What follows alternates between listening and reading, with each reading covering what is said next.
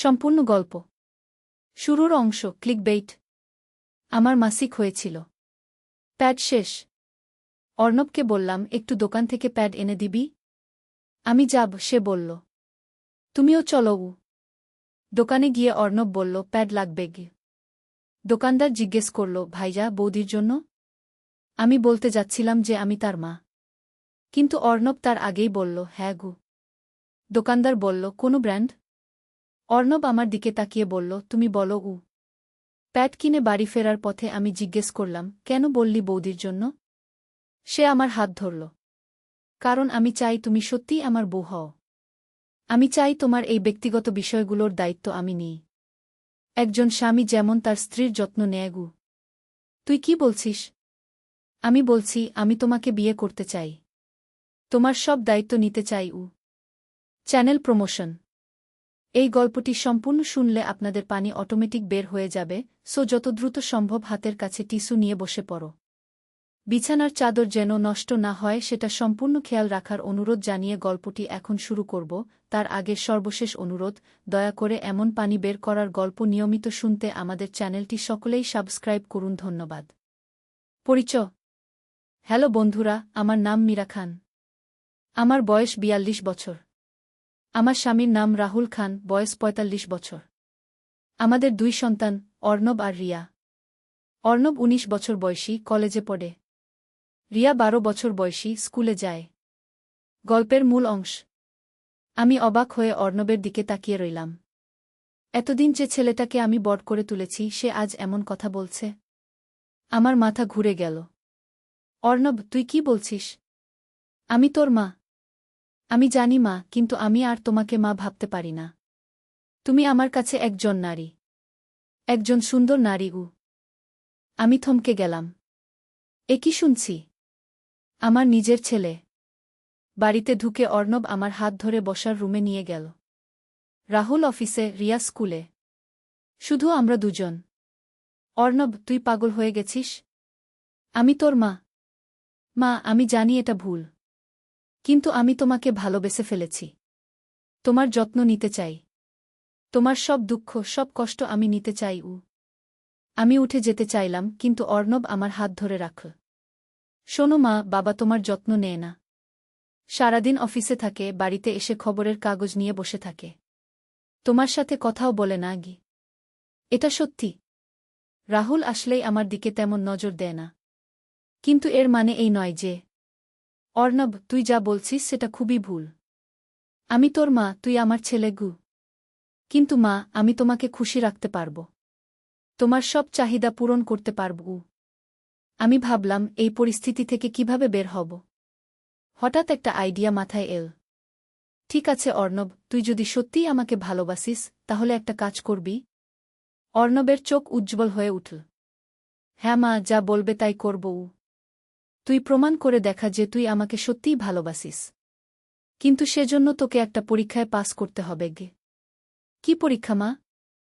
আমাদের বাড়ির পাশেই পুরানো হন্টেড বাড়িটা আছে। সেখানে একটা রহস্য লুকিয়ে আছে। তুই যদি সেই রহস্যের সমাধান করতে পারিস, তাহলে বুঝ তুই সত্যিই আমার জন্য কিছু করতে পারবি গু। অর্ণব একটু ভাবল। কি রহস্য মা? সেই বাড়িতে ৫০ বছর আগে একটা মেয়ে হারিয়ে গিয়েছিল। তার নাম ছিল রূপা। লোকে বলে তার আত্মা এখনও সেই বাড়িতে ঘোরে। তুই যদি সেই মেয়েটার আসল রহস্য উদ্ধার করতে পারিস, তাহলে আমি তোর কথা বিশ্বাস করব উ। অর্ণবের মুখ উৎসাহে ভরে গেল। ঠিক আছে মা, আমি সেই রহস্যের সমাধান করে দেখাব উ। আমি মনে মনে হাসলাম। এভাবে অন্তত কিছুদিনের জন্য অর্ণবের মনোযোগ অন্যদিকে সরিয়ে দিতে পারব। সন্ধ্যায় রাহুল অফিস থেকে ফিরে এল। রিয়াও স্কুল থেকে ফিরেছে। ডিনারের টেবিলে অর্ণব রূপার গল্প নিয়ে কথা বলতে শুরু করল। বাবা, তুমি কি রূপার গল্প জানো? রাহুল চমকে উঠল। রূপা? কোন রূপা? পাশের হন্টেড বাড়িতে যে মেয়েটা হারিয়ে গিয়েছিল উ। রাহুলের মুখ গম্ভীর হয়ে গেল। তুই এসব নিয়ে কেন ভাবছিস? শুধু জানতে ইচ্ছা করছে গু। রাহুল আমার দিকে তাকাল। তুই কিছু বলেছিস? আমি মাথা নাড়লাম। অর্ণব নিজেই আগ্রহী হয়েছে গি। রিয়া বলল, দাদা, আমিও যাব তোমার সাথে গু। না রিয়া, এটা বিপজ্জনক হতে পারে গু। রাতে রাহুল আমার সাথে কথা বলল। মীরা, তুই কেন অর্ণবকে এসব উৎসাহ দিচ্ছিস? আমি তো কিছু বলিনি। সে নিজেই আগ্রহী গ। কিন্তু রূপার গল্পটা সত্যিই ভয়ানক। আমি শুনেছি সেই বাড়িতে রাতে অদ্ভুত শব্দ হয় গ। তুমি বিশ্বাস করো? জানি না, কিন্তু অর্ণবকে একা যেতে দেওয়া উচিত হবে না গে। পরের দিন সকালে অর্ণব আমার কাছে এল। মা, আমি কিছু তথ্য সংগ্রহ করেছি। রূপা আসলে পালিয়ে গিয়েছিল। পালিয়ে গিয়েছিল? কেন? সে একটা চিঠি রেখে গিয়েছিল। তার বাবা মা তাকে জোর করে বিয়ে দিতে চেয়েছিল। সে সেটা চায়নি গ। তাহলে হন্টেড বাড়ির গল্প? সব মিথ্যা। আসলে রূপা শহরে চলে গিয়ে নতুন জীবন শুরু করেছিল।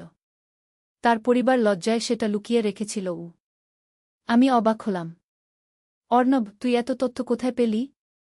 আমি পুরানো কাগজপত্র ঘেঁটে দেখেছি। লাইব্রেরিতে গিয়েছি। এমনকি রূপার এক জ্ঞাতি ভাইয়ের সাথেও কথা বলেছি। এত দ্রুত? হ্যাঁ মা, তোমার জন্য আমি যাই করতে পারি। আমি বুঝলাম অর্ণব সত্যিই দৃঢ়প্রতিজ্ঞ। কিন্তু তার এই ভালোবাসার দিক পরিবর্তন করতে হবে। অর্ণব, তুই দারুণ কাজ করেছিস। এখন আমি তোকে আরেকটা পরীক্ষা দেব। কি পরীক্ষা? তুই যদি সত্যিই আমাকে ভালোবাসিস, তাহলে আমার খুশির জন্য একটা কাজ করবি। আমি চাই তুই একটা মেয়ের সাথে বন্ধুত্ব করিস গে। অর্ণবের মুখ মলিন হয়ে গেল। কিন্তু মা, আমি তো তোমাকে অর্ণব, আমি তোর মা। আমি চাই তুই একজন সুন্দর জীবনসঙ্গী খুঁজে নিস। তার সাথে সুখে থাকিস গু। কিন্তু আমার তো তোমাকেই ভালো লাগে তুই আমার প্রতি যে অনুভূতি রাখিস সেটা আসলে ভালোবাসা নয়। সেটা হচ্ছে মায়ের প্রতি এক ধরনের নির্ভরতা। তুই যখন একজন সুন্দর মেয়ের সাথে সময় কাটাবি, তখন বুঝতে পারবি আসল ভালোবাসা কী গো। অর্ণব অনেকক্ষণ চুপ করে রইল। মা, তুমি যদি বলো তাহলে আমি চেষ্টা করব। আমি শুধু চেষ্টা চাই না, আমি চাই তুই সফল হস কি। পরের সপ্তাহে অর্ণব আমাকে বলল সে কলেজে একটা মেয়ের সাথে কথা বলা শুরু করেছে। তার নাম কি? প্রিয়া। সে খুব সুন্দর এবং বুদ্ধিমতী। ভালো লাগছে তোর? হ্যাঁ মা, তুমি ঠিকই বলেছিলে। প্রিয়ার সাথে কথা বলতে আমার ভালো লাগে। দিন গড়িয়ে যেতে লাগল। অর্ণব ধীরে ধীরে প্রিয়ার প্রতি আকর্ষিত হয়ে পড়ল। আমার পরিকল্পনা সফল হল। 1 মাস পরে অর্ণব প্রিয়াকে বাড়িতে নিয়ে এল। মেয়েটা সত্যিই সুন্দর এবং ভদ্র। রাহুলও প্রিয়াকে পছন্দ করল। মা, তুমি ঠিকই বলেছিলে। আমি এখন বুঝতে পারছি আসল ভালোবাসা কি। প্রিয়াকে আমার সত্যিই ভালো লাগে আমি খুশি অর্ণব। এভাবেই তো জীবনে এগিয়ে যেতে হয় তুমি খুব বুদ্ধিমতী মা। তুমি না থাকলে আমি ভুল পথে চলে যেতাম আমি হাসলাম। একজন মায়ের কাজই হল সন্তানকে সঠিক পথ দেখানো গল্পের সমাপনী। এর 6 মাস পরে অর্ণব আর প্রিয়ার বিয়ে হল। বিয়ের দিন অর্ণব আমার কাছে এসে বলল, মা, তুমি আমার জীবনের সবচেয়ে বড় শিক্ষিকা। তুমি আমাকে শিখিয়েছ যে সত্যিকারের ভালোবাসা কি। আমি আজ বুঝতে পারছি যে তখন আমি বিভ্রান্ত ছিলাম আমি অর্ণবের মাথায় হাত বুলিয়ে দিলাম। তুই এখন একজন পূর্ণাঙ্গ মানুষ। তোর নিজের সংসার আছে। সুখী হও। বিয়ের অনুষ্ঠানে প্রিয়ার বাবা মা আমার কাছে এসে কৃতজ্ঞতা জানাল। আপনি অর্ণবকে খুব ভালো মানুষ হিসেবে গড়ে তুলেছেন একজন মায়ের এটাই তো দায়িত্ব, আমি বললাম। বিয়ের পরে অর্ণব আর প্রিয়া আলাদা ফ্ল্যাটে থাকতে শুরু করল। মাঝে মাঝে বেড়াতে আসত। প্রিয়াও আমাকে মায়ের মতো ভালোবাসত। একদিন প্রিয়া আমার কাছে একা এসে বলল, অর্ণব আমাকে সব কিছু বলেছে। আপনি কি দারুণভাবে তাকে সামলেছেন। তুমি রাগ করনি? রাগ কেন করব? একজন কিশোর অনেক সময় বিভ্রান্ত হতেই পারে। আপনি তাকে সঠিক পথ দেখিয়েছেন। আমি আপনার কৃতজ্ঞ। 1 বছর পরে প্রিয়া মা হল। একটা সুন্দর ছেলে।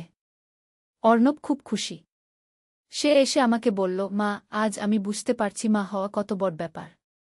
তুমি আমাদের কত কষ্ট করে বড় করেছ। এটাই তো স্বাভাবিক। তুইও এখন একজন বাবা। তোর সন্তানের জন্য একই কাজ করবি আজ যখন আমি এই গল্প বলছি তখন অর্ণবের ছেলের বয়স 5 বছর। রিয়াও বিয়ে করে সংসার করছে। রাহুল অবসর নিয়েছে। আমরা সবাই একসাথে খুব সুখে আছি। কখনো কখনো ভাবি সেদিন যদি আমি অর্ণবকে সঠিক পথ না দেখাতাম তাহলে কি হতো। আমাদের পরিবারটা হয়তো ভেঙে যেত। কিন্তু একজন মা হিসেবে আমি আমার দায়িত্ব পালন করেছি। আমার সন্তানকে সঠিক পথে এনেছি। এই গল্পের মাধ্যমে আমি শুধু এটাই বলতে চাই যে জীবনে যত বড় সমস্যাই আসুক, ভালোবাসা আর বুদ্ধিমত্তা দিয়ে সব সমাধান করা যায়। একজন মায়ের ভালোবাসা আর বুদ্ধিমত্তার কাছে কোনো সমস্যাই বড় নয়। আজ অর্ণব আর প্রিয়া খুব সুখী। তাদের সংসার ভালো চলছে। রিয়াও তার জীবনে স্থিতিশীল। আমি একজন সফল মা হিসেবে নিজেকে গর্বিত মনে করি। এভাবেই শেষ হয় আমার এই গল্প। একটা ভুল শুরু থেকে কিভাবে একটা সুন্দর পরিবার গড়ে উঠল, সেটাই ছিল আমার বলার মূল কথা।